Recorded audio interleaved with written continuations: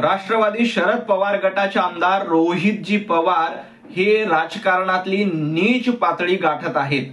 कालपर्यंत काशीनाथ चौधरी हे शरद पवार गटामध्ये होते तेव्हा रोहित पवार यांना काहीही वाटलं नाही, तेव्हा ते निर्दोष वाटले आणि आता भारतीय जनता पार्टीमध्ये प्रवेश केल्यानंतर लगेच त्यांना पालघर साधू हत्याकांड प्रकरणामध्ये मुख्य आरोपी करण्याची जबाबदारी रोहित पवार यांनी उचलली आहे।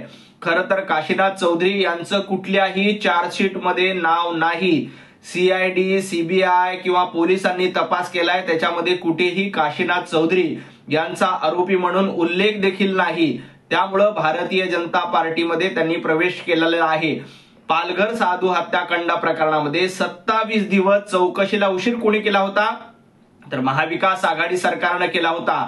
पालघर साधू हत्याकांड प्रकरणात रोहितजी पवार, भारतीय जनता पार्टी अतिशय सजग आहे। आम्ही कुणालाही सोडणार नाही, जो कोणी दोषी असेल त्याच्यावर निश्चितपणे कारवाई होईल, परंतु फक्त राजकीय पोळी भाजण्यासाठी रोहित पवार यांनी नौटंकी करू नये।